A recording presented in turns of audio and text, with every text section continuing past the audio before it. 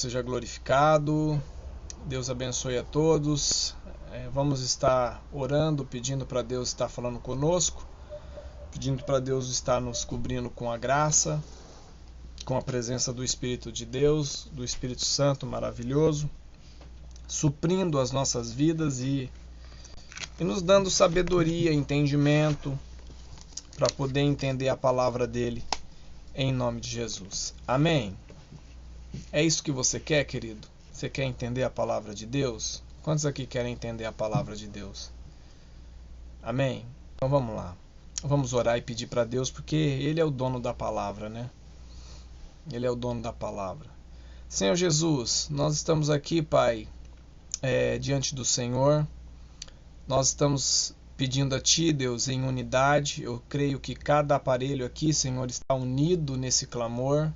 Está unido, Deus, diante do Senhor, diante da Tua presença. E eu creio que o Espírito Santo, o mesmo Espírito que está aqui, está em Nagarrama, está em cada cidade aqui representada, em cada província representada. Nós temos 2 províncias aqui representadas do Japão, Pai.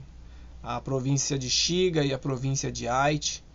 E nós estamos aqui, Senhor, para entender a Tua palavra, para entender o Teu chamado, para entender o Teu propósito. Eu sei que alguns vieram aqui para o Gruta, Deus, para se alimentar da palavra, para receber uma porção da palavra, para receber um ânimo, para receber um up, para receber um vigor, até mesmo para poder ter aquela palavra rema, que é aquela palavra revelada para a gente, aquela palavra que vai pôr a gente alerta, que vai pôr a gente vigiante, que vai pôr a gente vigilante, melhor dizendo, diante do Senhor, vigiando todas as coisas, atento sobre todas as coisas. Mas eu quero pedir que, além disso, Senhor, haja em nossos corações um olhar mais carinhoso para com o nosso projeto, para com a nossa tarefa, para com a nossa missão, para com o nosso chamado, o chamado de cada um aqui, Pai, de cada pessoa aqui representada, de cada família aqui representada, o chamado de cada indivíduo que aqui está, Senhor, de cada cristão que aqui está. Quero pedir que o Senhor nos dê esse olhar mais cuidadoso, mais cauteloso, para a gente poder alcançar, Deus, graça diante do Senhor, para a gente poder, Deus, alcançar diante do Senhor, Pai, aquilo que o Senhor quer para a gente. Em nome de Jesus, eu quero pedir que o Senhor abençoe cada corda, que o Senhor dê a bênção da multiplicação, que o Senhor dê a bênção, Deus, da saúde, a bênção da saúde espiritual, a bênção dos bons relacionamentos, a bênção, Deus, da prosperidade, a abundância da Tua presença. Em nome de Jesus, Espírito Santo, eu quero pedir que o Senhor nos ajude a vencer, Deus, todo pensamento que não provém de Ti, todo pensamento que vem da nossa carne, que vem dos nossos sentimentos, ó Deus, atacados muitas vezes por Satanás, atacado por obras malignas, Senhor, que tenta nos precipitar, que tenta nos acurralar forçando a gente contra a Tua vontade. Senhor, eu quero ordenar que essas obras malignas caiam por terra em nome de Jesus, que as pressões, ó Deus, do dia a dia, elas se transformem em vitamina para a gente, se transformem em ânimo, Deus, para podermos vencer esse contexto, para podermos vencer, Deus, a dificuldade que a gente tem vivido, cada um na sua dificuldade, e que nós possamos, ó Pai, de alguma maneira, em tudo, Te glorificar e em tudo Te bendizer e em tudo, Senhor, render glórias a Ti. Em nome de Jesus. Amém. Amém. Vamos lá, queridos. Hoje eu vou ser bem breve, tá? Eu pretendo ser bem breve, já para deixar a direção para a corda de sábado, é o texto de 2 Tessalonicenses, capítulo de número 2, tá? Você pode ler ele completo, é o texto bíblico, tá? O texto o texto já é extenso, e eu creio que só o texto bíblico ele já é o suficiente para a gente estar meditando e estudando aí na palavra de Deus e olhando para aquilo que a gente viu no domingo, olhando para esse contexto, né, da vinda. É um texto apocalíptico, né, um texto, na verdade, escatológico. O termo é escatológico, é um texto escatológico porque fala do princípio do fim. Enfim, fala do princípio do fim, né? E aí fala de algumas questões aí sérias a serem levadas em consideração, mas que a gente não deve nos preocupar em demasia, porque são instruções para a gente estar absorvendo. E não que a gente não tenha que estar preocupado em servir e em viver em fidelidade com a palavra de Deus. O que a gente não deve é ficar tentando achar como diz na linguagem mais acadêmica, né, na linguagem descontraída das escolas, nós não devemos procurar pelo em ovo, né? A gente deve olhar para o texto bíblico e encontrar no texto bíblico a orientação que Paulo nos dá com relação àquilo que vai precipitar ou estar adiante no princípio do fim dos tempos. Ok? Então, o texto de 2 Tessalonicenses, capítulo de número 2, tem bastante coisa para ler e estudar. Para a gente ler e estudar. Ok?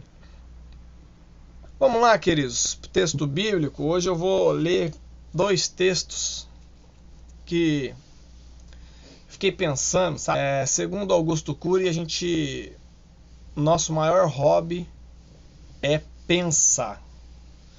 E os pensamentos, segundo Bob Proctor, fala que os pensamentos atraem as coisas para a gente. Então, a qualidade dos nossos pensamentos é fundamental na qualidade da nossa vida e no resultado da nossa vida. Mas enfim, e chega uma hora que não tem o que a gente ensinar, humanamente falando. Não tem o que a gente transmitir. Não tem uma receita. Na verdade, todos procuram por uma receita, mas não tem uma receita. Tem um caminho, né? Então, a gente chega um período da vida da gente que a gente durante anos aí, eu acho que a gente vai para mais de 7 anos de gruta. Eu acho que é para mais de 7 anos. Eu acho que é para mais. Toda quarta-feira, todo domingo vocês estão me ouvindo falar, toda quarta-feira vocês estão me ouvindo falar. E aí tem uma hora que você fala assim, eu não sei mais como abordar determinados assuntos, porque falta retórica, falta estrutura na homilia, falta a minha homilia, né, a minha estrutura para poder transmitir o pensamento, porque o que eu prego, o que eu já preguei, o que eu já falei, o que eu já ensinei, apesar da gente ter visto o Gruta da semana passada, que a gente tem que ser grato, e eu sou grato principalmente a Deus, né? Porque a Deus, toda a nossa glória, toda a nossa gratidão, todo o nosso louvor, toda a nossa adoração por tudo que nós temos e por tudo que nós recebemos. Mas a gente tem que ponderar, a gratidão ela não isenta, e aí eu gostaria de que você entendesse, eu não estou indo contra o que a palavra da Beth pregou na quarta-feira passada. Na verdade, aquilo que ela pregou na semana passada é de fundamental importância para a gente, na nossa vida cristã. Mas a gratidão ela não isenta a avaliação, ela não isenta aos questionamentos necessários. E quando a gente para pensar na corda, a gente não deu certo como corda. Essa é a verdade. A verdade é que nenhuma corda floresceu, nenhum trabalho expandiu, nenhuma corda multiplicou, e aquilo que a gente planejou para a corda não deu certo, né? Ela realmente não deu certo. Essa que é a verdade. A gente junta um número de pessoas e daqui a pouco aquele número de pessoas ela começa a regredir e começa a baixar e começa, aí daqui a pouco ela dá mais uma erguida e daqui a pouco começa a baixar. Então fica, as cordas boas elas ficam como sanfona, vai e volta. Elas enchem e abaixam. As cordas boas, as nossas cordas boas. As cordas que não conseguem ser boa, e aí eu não estou falando por qualidade de avaliação, mas porque elas não conseguem permanecer, tá? Elas fecham. Então, a gente não conseguiu implementar um trabalho caseiro que multiplique, que levante liderança, que seja cuidador, que seja transformador, fazendo uma avaliação aqui, não isentando a necessidade de avaliação, a gente não deu certo. A gente não conseguiu fazer. E a gente vai passar mais um ano que a gente vai falar sobre todos os assuntos, que a gente vai conversar sobre todas as possibilidades, que a gente vai falar sobre tudo que pode ser feito, tudo que a gente poderia pensar, tudo que a gente poderia imaginar, e a gente vai falar sobre oração, e a gente vai falar sobre palavra de Deus, e a gente vai falar sobre isso, e vai chegar no final do ano e vai estar tudo do mesmo jeito. Essa é a previsão óbvia. Tá? Tô fazendo uma previsão óbvia. Bem em cima da experiência desses anos que se passaram. Então eu tava assim, Jesus, o que eu vou falar na quarta-feira? Eu vou falar o quê? Eu vou falar... vou falar. Eu falei, ó, eu não vou falar nada. Eu vou ficar quieto, porque se eu falar, as pessoas ainda vão achar que eu tô bravo. E aí vão falar que eu não sou grato. Mas não é questão de não ser grato. É que a gente precisa mudar o foco do trabalho cristão. A gente precisa encarar o trabalho cristão como chamado e não como ajuda. A igreja não é uma repartição social. Ela é chamada para viver uma repartição espiritual, se assim for chamar. Se for falar de uma repartição. Ela foi separada para trabalhar para Deus. Ela foi separada para trabalhar para Deus. E todo o trabalho que a gente faz cunhado no chamado. Cunhado na separação. E aí cunhado não é cunhado de quem casou com a sua irmã, não. Estou falando de encaixado. Encaixado no chamado. Não dá para ser líder de corda sem encarar a liderança de corda como um chamado pessoal. Como um chamado de Deus para a vida da pessoa. Como uma pessoa que assuma aquela responsabilidade, ou a família que assuma aquela responsabilidade de reunir pessoas. De organizar pessoas. Não é um trabalho a ser feito porque não tem ninguém a fazer. Porque não tem pessoas a fazer. Não, é um trabalho que é feito em cima de chamado. É em cima de separação. Deus nos separou. Deus nos escolheu. Deus me iluminou. Deus colocou um desejo no meu coração de fazer alguma coisa que é possível ser feita. Então, quando a gente olha, a gente precisa santificar o chamado cristão para a gente. Por quê? Porque se a gente não olhar para a nossa corda, para a nossa igreja ou para os nossos trabalhos como um chamado para a gente vai fazer de forma equivocada e pesarosa e não vai ter resultado. Então, uma das avaliações que a gente poderia fazer acerca de não ter dado certo, a gente já sabe qual que é. Não é a incapacidade, tá? Eu não estou falando em cima de incapacidade, estou falando na escassez de trabalho. Escassez de trabalho. Quando você abre o texto que a Beth leu, de 2 Coríntios, capítulo de número 9, você olha lá, olha comigo lá, 2 Coríntios, capítulo de número 9.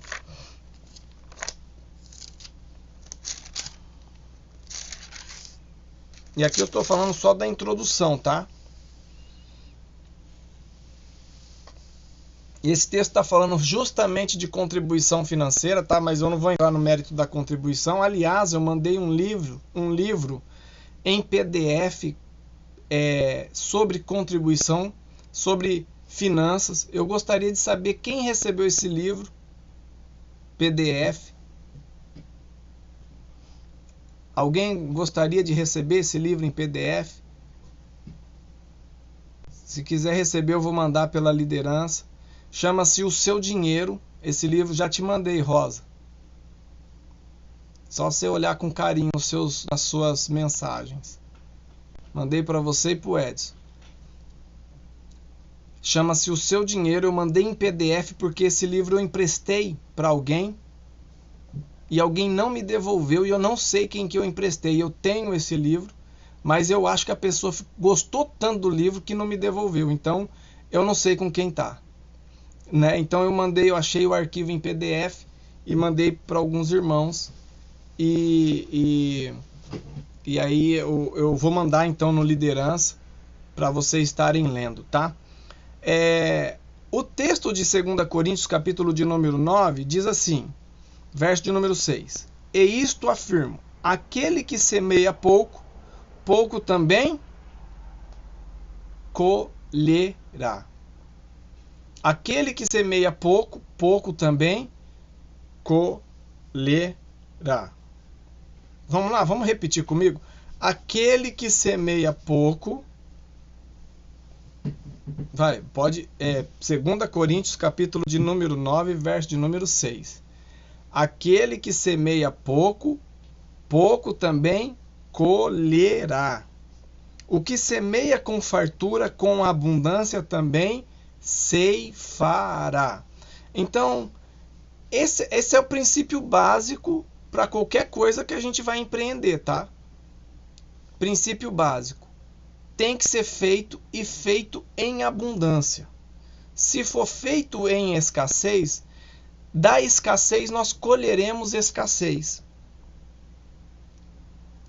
Então, qualquer empreendedor, qualquer pessoa que estuda sobre empreendedorismo, e aí eu vou dar algumas pérolas que eu tenho dado toda quarta-feira sobre empreendedorismo, tem que se fazer muito. E a primeira regra eu esqueci o nome do rapaz, é Robert alguma coisa, Robert Pai Rico, Pai Pobre. A primeira regra é Robert Pai Rico, Pai Pobre. Eu esqueci, é Miyazaki, alguma coisa. Eu esqueci. Bom, você sabe, Rafa? Robert alguma coisa. Bom, depois eu vou lembrar e eu falo. A primeira regra para um empreendedor, querido, é trabalhar de graça. Se você não está disposto a trabalhar de graça, você não está disposto a ter sucesso no seu empreendedorismo. Primeira regra é trabalhar de graça. Por que trabalhar de graça? Porque quem empreende não está preocupado em ficar rico. Quem empreende está preocupado em dar uma resposta para a sociedade. Quer criar uma resposta para a sociedade. Ok? Então é a primeira regra para quem quer empreender. E aí ele fala o seguinte, que é na abundância de trabalho, a gente assumindo essa responsabilidade de fazer sem ganhar, de fazer sem remuneração, que a gente vai colher futuramente, assumindo a responsabilidade do risco.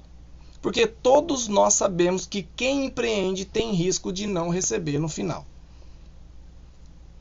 Haja visto a Bolsa de Valores, que é um alto risco. Qualquer empreendimento tem risco. Quem garante que você vai receber o salário no final do mês? Ninguém garante que você vai receber o salário que você trabalhou. Você está entendendo? Tudo tem o seu teor de risco. É lógico que o salário é garantido por lei e aí você tem os seus recursos legais para poder reaver esses valores. Inclusive o dinheiro que você ganha e põe no banco,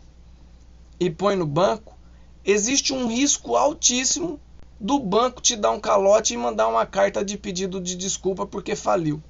Você sabia disso? Quantos aqui sabia disso? E nem te pagar.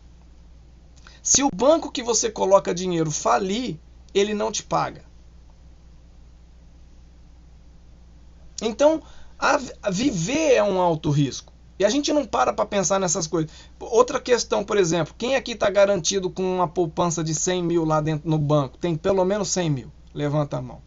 Deixa eu ver. Não preciso ver suas finanças não. Vai, deixa isso bem particular para você. Mas digamos que você tenha 100 mil no banco. Se inventar de dar uma pandemia, como a gente viu, ou de dar uma crise, ou de uma guerra estourar e todo mundo for retirar o dinheiro no mesmo momento do banco, você corre o risco de não conseguir sacar aquele dinheiro verdadeiro que você colocou, porque o dinheiro é corrente, ele não fica parado esperando você pegar. É por isso que se você tiver mais de 500 mil para sacar, no caixa eletrônico você tem que esperar um tempo, porque o caixa eletrônico não tem esse valor. Se todo mundo inventar de tirar o dinheiro do banco, o dinheiro é um dígito, ele não existe. Então você vai quebrar o banco e o sistema vai quebrar, porque o seu dinheiro que você acha que está lá, não está lá e já está em um outro investimento, dando dinheiro para o dono do banco. Então você percebe que tudo é um risco. Tudo é um risco. Viver é um risco. Não é só pegar gripe, não é só pegar coronavírus, tudo é um risco. Todo trabalho é um risco. Então esse Robert, alguma coisa do Pai Rico, Pai Pobre, ele define a primeira regra como sendo a regra da gente assumir a responsabilidade, de a gente ter a consciência de que existe um período de treinamento e esse período de treinamento não é remunerado. Não é remunerado. Não há ganho. Esse período de treinamento é um período que a gente dá muito, é um período que a gente investe muito, e se você começar a investir, você sabe que você vai investir muito, você vai fazer curso, e curso é caro, você vai investir, e investir é caro, tudo é caro, e você vai falar assim, eu acho que o retorno é muito pouco. Então, a Bíblia já nos ensina. O que a Bíblia nos ensina? A Bíblia nos ensina que aquele que planta demais, colhe demais. Ele tem a oportunidade de colher mais. Aplicando isso para dentro das nossas cordas, olhando para dentro das nossas cordas, quando a gente tem uma escassez de trabalho, a gente tem uma escassez de possibilidades. Quanto mais coisa a gente faz, no sentido de atividade, no sentido de reunião, no sentido de pregação, no sentido de evangelização, quanto mais coisa a gente faz, quanto mais pessoas a gente tem acesso levando o evangelho, mais pessoas a gente tem possibilidade de reunir. Você está entendendo? Mais pessoas a gente tem possibilidade de reunir. Por quê? Porque se a gente fala, vamos fazer um exemplo, se a gente falar de Jesus para 10 pessoas num dia, das 10 pessoas, pelo menos uma pode ser que aceite o que você falou. Agora, se você falar para 20 pessoas de Jesus, dessas 20 pessoas a possibilidade ela dobra. Você está entendendo? Então, quanto mais a gente planta dessa semente da palavra de Deus, mais possibilidade a gente tem de colher. Então, se a gente não trabalhar com abundância neste investimento, nesse trabalho, que é um trabalho de chamado, que é um trabalho para a salvação das pessoas, que é um trabalho importante para Jesus, a gente não vai colher. Não vai colher. Por quê? Porque está faltando possibilidade. Está faltando um pouco mais de possibilidade. Você está entendendo? Você entendeu? Então, olhando para isso, a grande dificuldade que a gente está encontrando hoje é a gente não conseguir aumentar as nossas possibilidades de evangelismo. A gente não está conseguindo avançar nas nossas possibilidades. E se a gente não avança nas nossas possibilidades de evangelismo, a corda ela começa a desanimar, a enfraquecer, ela começa a ver as coisas do mesmo jeito, ela começa a permanecer, tentar permanecer e vai tentando permanecer, aí começa a criar problema interno, começa a ter problema dentro, e aí quando você percebe já está tudo difícil, tudo desgastado. Por quê? Porque não criou possibilidade para fora. Você está entendendo? Ok? Então, essa é a premissa básica. Se não há abundância de trabalho, a gente vai ter pouca abundância de possibilidade. Pouca abundância de possibilidade. Tem igreja que abre todos os dias da semana. Todos os dias da semana. Por que você acha que abre todos os dias da semana? Abre todos os dias da semana para dar oportunidade das pessoas se converterem. Agora, como que a gente vai fazer isso? Se eu optar abrir todos os dias da semana, e eu todos os dias da semana estar na igreja para poder dar uma palavra, para poder pregar o evangelho, para poder fazer as coisas, quem não aguenta sou eu, porque eu tenho as mesmas responsabilidades que todo mundo.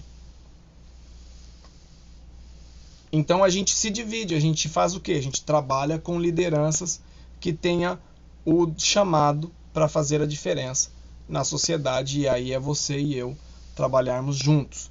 Mas o texto que eu gostaria de meditar é o texto de Lucas.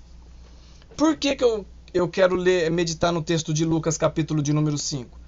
Porque há momentos na vida da gente que a gente é tomado de uma decepção tão grande, ou a gente é assaltado por um pensamento de frustração e de incapacidade tão grande, que somente Jesus na causa para poder fazer a gente acreditar que é possível. Você está entendendo? Porque é tão difícil, é tão labutado, eu tô até como que eu posso dizer? Estou conjugando o verbo labutado. É tão duro o trabalho que tem hora que você também pensa dessa forma. Você olha e você fala assim, meu Deus, o que eu vou fazer? Jesus, o que eu vou fazer? Então, em Lucas capítulo de número 5, eu vou ler 2 vezes que Jesus manda lançar a rede ao mar em 2 momentos. Primeiro momento aqui no Lucas capítulo de número 5. Então, Lucas capítulo de número 5. Para incentivar você a ter o maior fluxo possível de semeadura. Você precisa acreditar. Porque com o coração entorpecido de desânimo, não vai. Não vai. Então vamos lá. Lucas capítulo de número 5, aconteceu, verso de número 1, diz assim. Vamos lá. Aconteceu que, ao apertá-lo a multidão para ouvir a palavra de Deus, estava ele junto ao lago de Genezaré. E viu 2 barcos junto à praia do lago. Mas os pescadores, havendo desembarcado, levavam as redes. 3. Entrando em um dos barcos, que era de Simão, pediu-lhe que o afastasse um pouco da praia. E, assentando-se, ensinava do barco as multidões. Verso de número 4. Quando acabou de falar, disse a Simão, faze-te ao largo, e lançai as vossas redes para pescar. Até aqui você talvez já se identificou com o texto. Imagina você do lado de Jesus e Jesus está falando assim, vamos pescar de novo. Você já voltou à noite cansado. O pescador sabe o que Jesus disse. Para quem é aventureiro não sabe. Se falar para mim que pescar é difícil, eu vou falar que não é porque eu não sei. E eu acho chato pra caramba pescar. Principalmente quando tem que ficar pondo minhoquinha no anzol. E fica ali parado. E eu não sei que aquilo ali é para paciência mesmo, não é, Bruno? Porque aquilo ali testa a paciência da gente, né? Nada de mexer e olha boia, e nada de mexer. E a onda mexe a boia e nada de peixe. E aí você começa a cantar, o outro fala, para de cantar que tá atrapalhando. Rapaz, não dá pra mim não. Dá pra mim não. Mas pra quem pesca, você entendeu o negócio. Você passou a noite toda lançando anzol, lançando rede, lançando linha no mar, lançando, e é o teu serviço, não é o teu hobby. Pescaria aqui era o serviço dele. Eles precisavam do peixe, diga, precisava do peixe. Sem peixe, sem comida. Sem peixe, sem salário. Não é hobby de final de semana, não. A família dependia do peixe. E eles passaram a noite inteira pescando. E mais, além de passar a noite inteira pescando, eles saíram da madrugada de trabalho. Olha para quem trabalha aí e fala assim, ó, você para de dar desculpa, hein? Você para de dar desculpa. Porque tem uma onda aí que fala assim, eu tô no Japão, não dá para fazer nada. Não dá. Eles estavam em Jerusalém pescando a noite inteira, irmão Levi. E aí foram ouvir a pregação do Mestre Jesus e ainda emprestaram o barquinho. Sobe no barquinho aí que eu vou subir no barquinho que eu tenho. E me tira um pouquinho da multidão porque tem muita gente aqui. E eles colocaram Jesus no barquinho e foram remando até um pouquinho mais longe da multidão. Imagina. Eles trabalharam ou não trabalharam a noite toda? Trabalharam a noite toda. E aí Jesus falou assim, tadinho de vocês que trabalharam a noite toda, né? Tadinho. Vamos fazer o seguinte, olha. Vai para casa, descansa, toma banho, dá um cheiro na mulher, sabe? Come um peixinho do vizinho, porque você não levou nada para casa. Compra um peixinho lá na peixaria do seu Toyoki e come um peixinho lá. E depois amanhã vocês voltam para esse mesmo mar que eu vou dar um treinamento para vocês. Jesus fez isso? Jesus não fez isso. O que ele fez? Ele olhou para ele, está cansado? Vocês querem colher ou não quer colher? Pergunta aí para o monitor que está do teu lado. Quer colher ou não quer colher?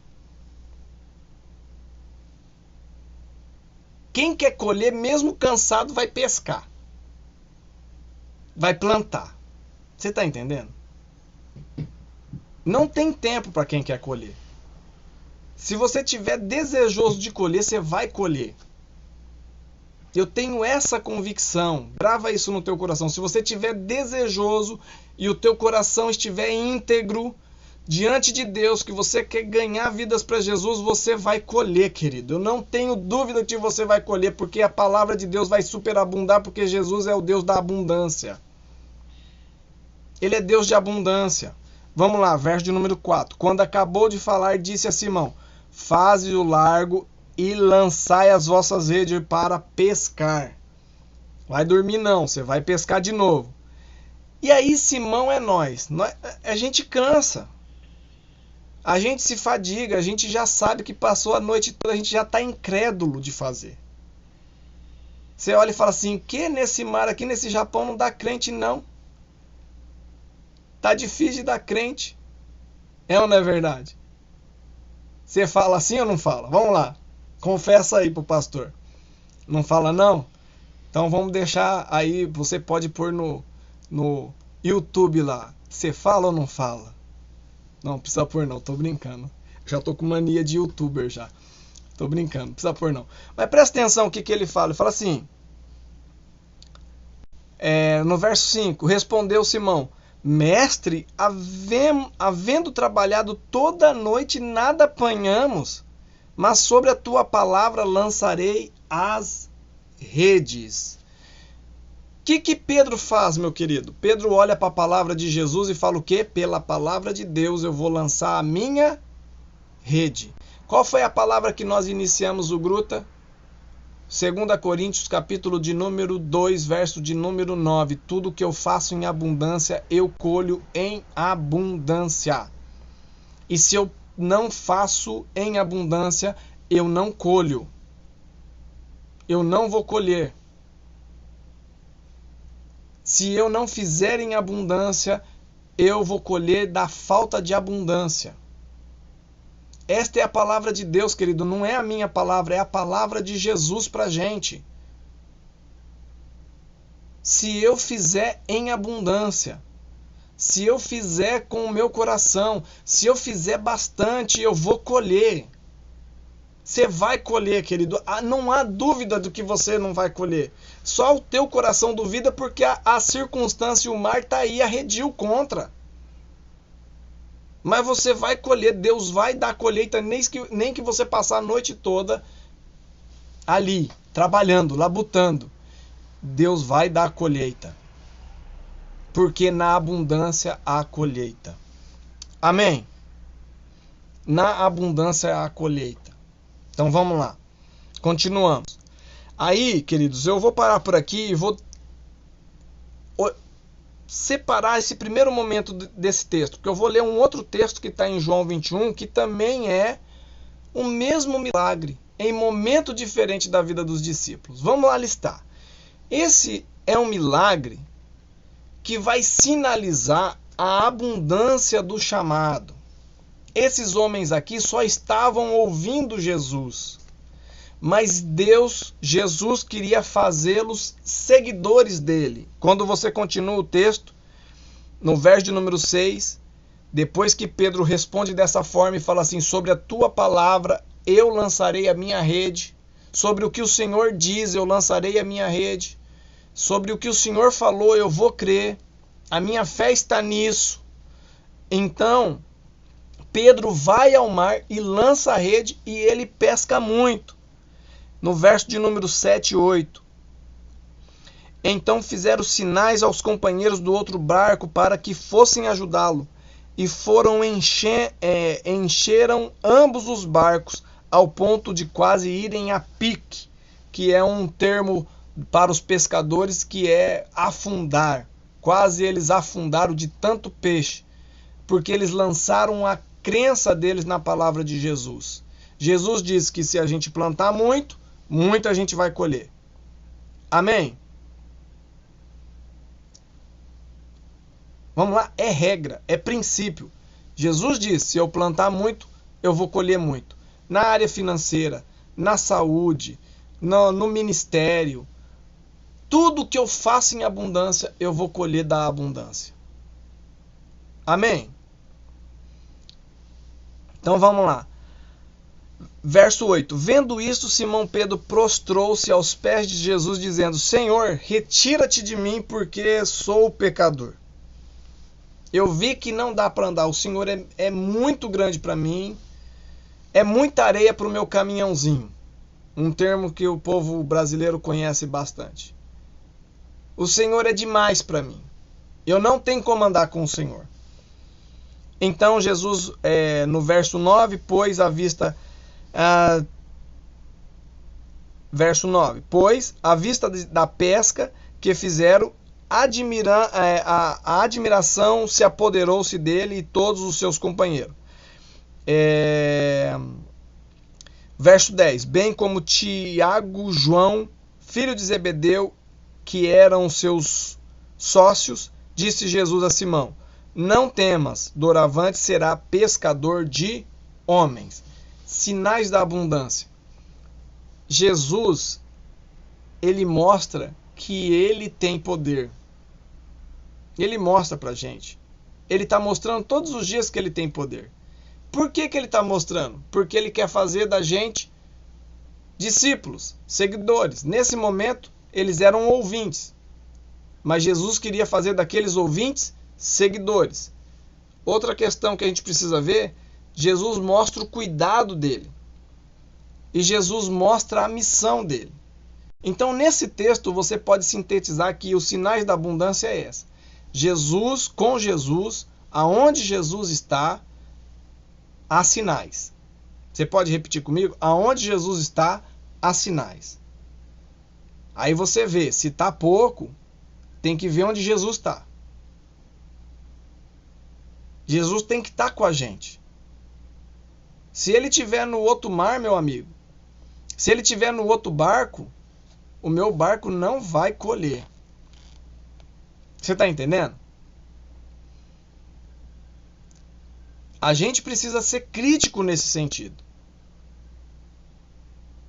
Eu estou fazendo pela minha força, eu estou fazendo pela minha capacidade, eu estou confiando na minha capacidade. Avalie aí, você quer milagre? Mas você está querendo milagre do quê? Milagre pela tua força? Pela tua capacidade?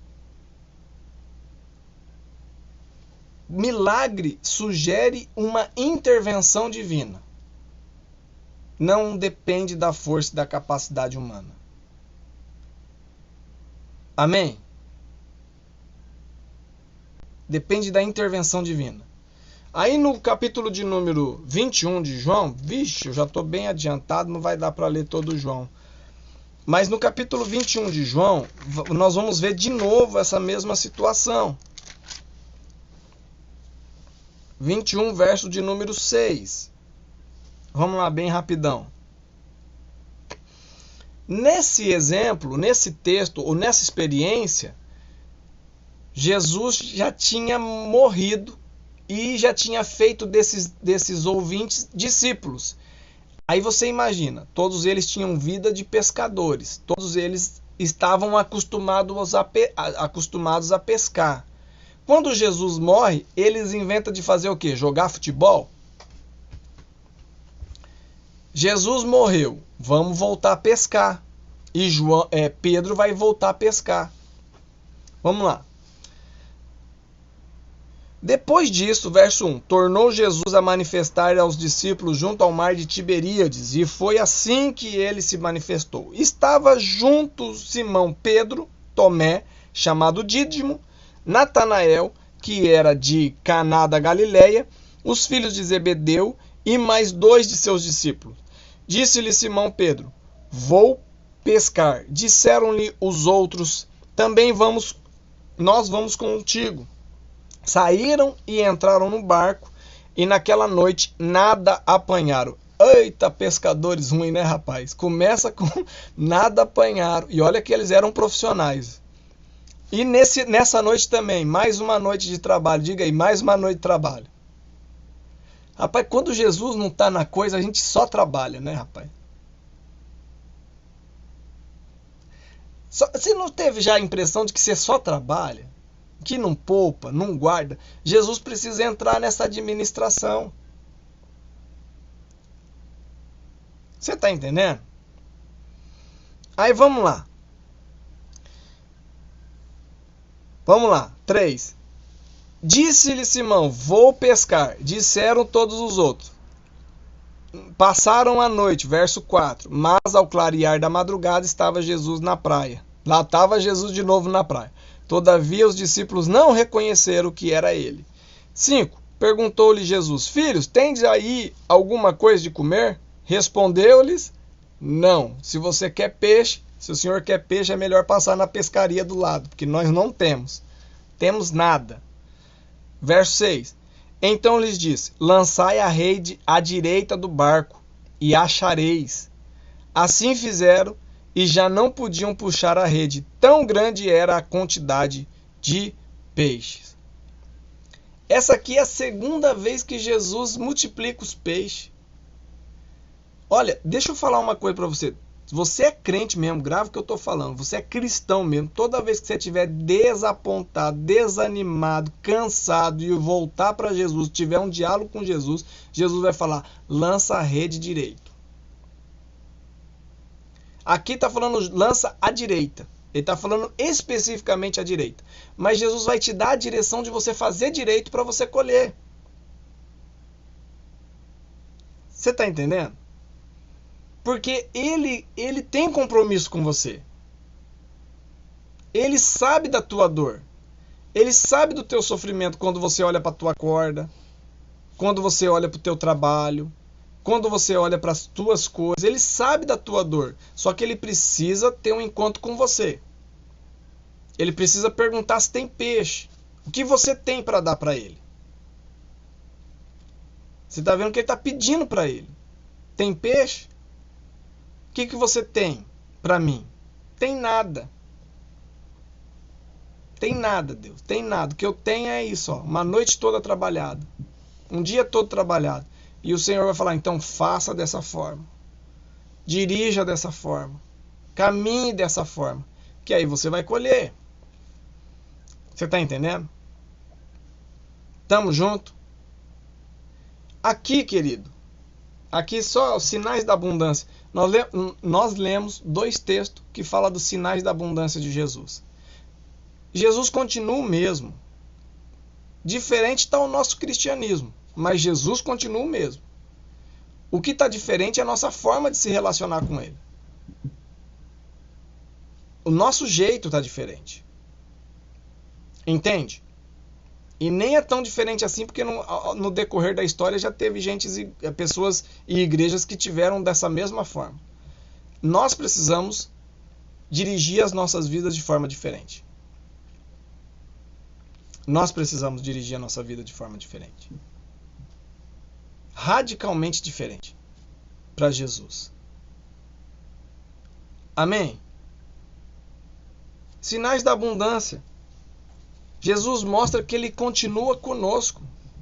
Toda vez que você voltar à noite cansado da sua jornada de pescaria, do seu trabalho, e você apresentar diante de Deus, Ele vai mostrar que Ele está contigo. É possível você cansar? É possível você desgastar? É possível. Mas Ele vai mostrar que está contigo. Amém? Amém? Segundo, Ele vai mostrar que está cuidando de você. Continua cuidando de você. E aí Ele vai fazer o seguinte, Ele vai redirecionar a missão. Vocês se lembram do chamado de Pedro? Vou fazer de vocês pescadores de homens. Não era para ele estar pescando novamente. Tem coisas que a gente quer fazer que nós não deveríamos estar fazendo.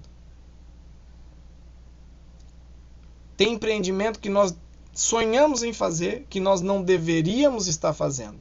Porque não é ali que está a nossa prosperidade. Você está entendendo?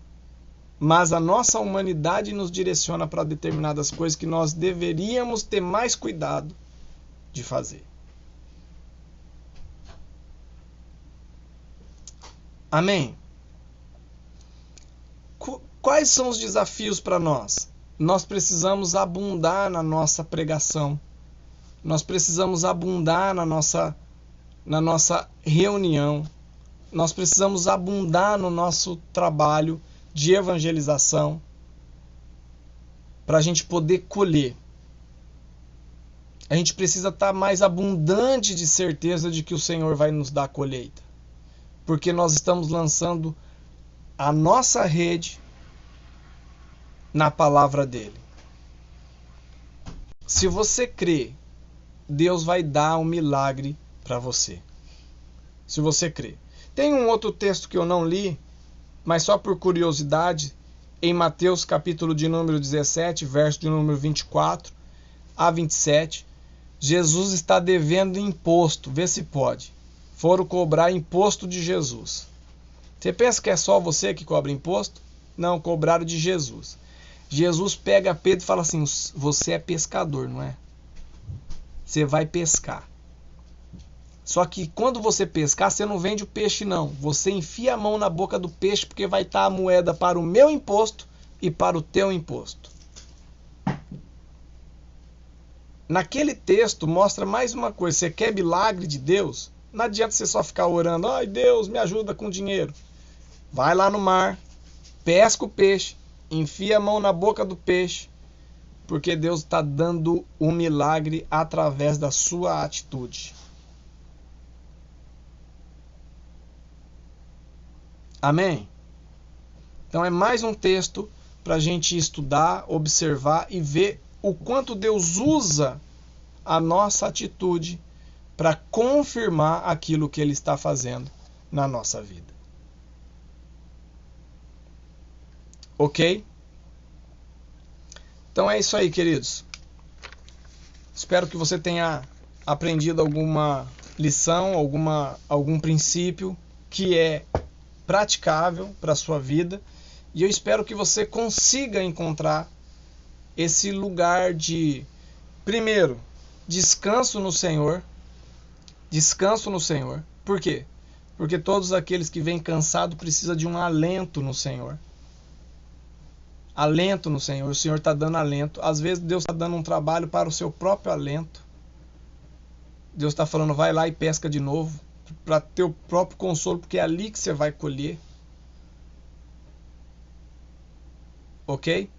Então, que você encontre alento no Senhor, encontre orientação no Senhor e que você possa lançar a sua rede mais uma vez, mais 2 vezes, mais 3 vezes, que você possa ser confirmado como um grande pescador de vidas para Jesus. Não tenha medo, querido.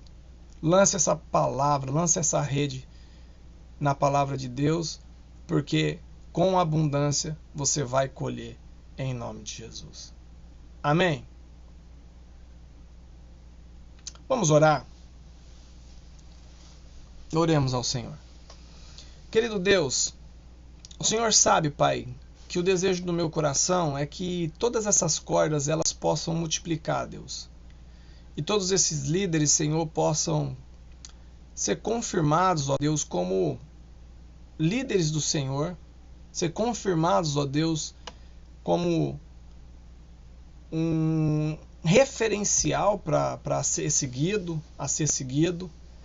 O Senhor sabe que o meu desejo no coração é que a igreja possa prosperar, Deus, no Senhor, para que a gente possa construir para Ti um trabalho que seja duradouro, seja verdadeiro, seja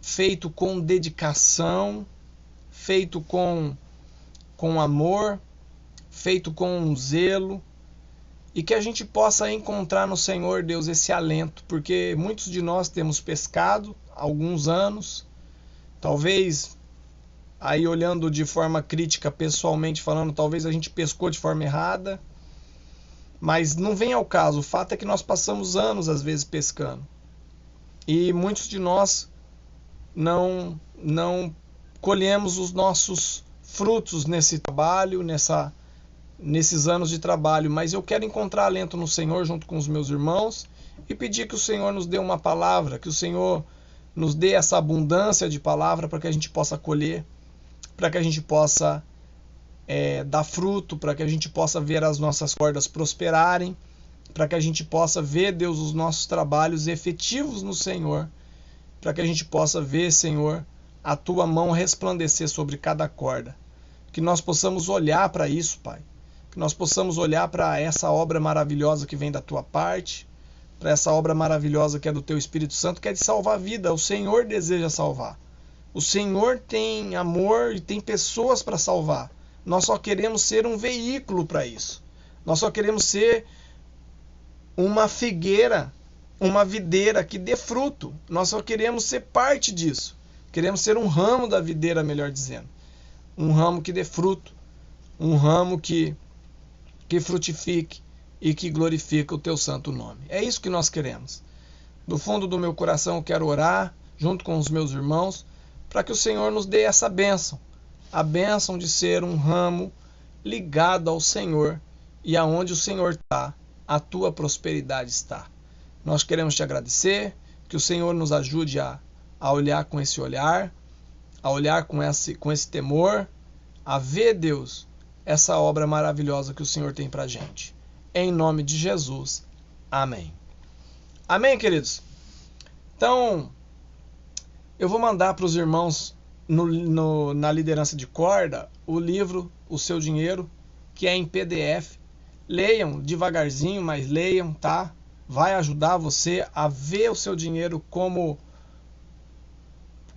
de Deus para sua vida. Quem não está na liderança de corda, pode direcionar, pode transmitir, tá? Já está em PDF para ser transmitido. Então, que nem a Jéssica, que não está na liderança de corda, viu, Dri? Pode passar para ela, tá? E vamos ler devagarzinho, porque eu creio que a gente vai colher bons frutos aí dessa leitura. Ok? Então fica aí a mensagem aí amanhã nós temos a nossa corda, né? Microcorda. E eu vou mandar o link, tá? No liderança de corda. E aí você entra e pode já começar a dar as suas lidas aí. Amanhã nós temos a microcorda. E esse daí, Robert Kiyosaki. É esse daí, é o do Pai Rico, Pai Pobre. Também é um livro muito bom, muito legal, usa muitos princípios bíblicos, tá? Acerca das finanças, também vale a pena. muita informação, mais segurança. Se você está inseguro de alguma coisa, é porque falta informação para você. Na onde tem insegurança, é porque ainda não está formado a informação necessária. Ok? Nós podemos trabalhar isso na semana que vem no Gruta. Formando a nossa identidade ministerial e pessoal. Amém? Então vocês orem aí a semana toda para que a gente consiga pensar isso aí. Para poder transmitir, tá bom? Deus abençoe, queridos. Que o Senhor possa te dar uma noite de descanso e um dia de bênção amanhã, com muita colheita e muita produtividade no Senhor, em nome de Jesus. Que você superabunde da graça dele. Deus abençoe.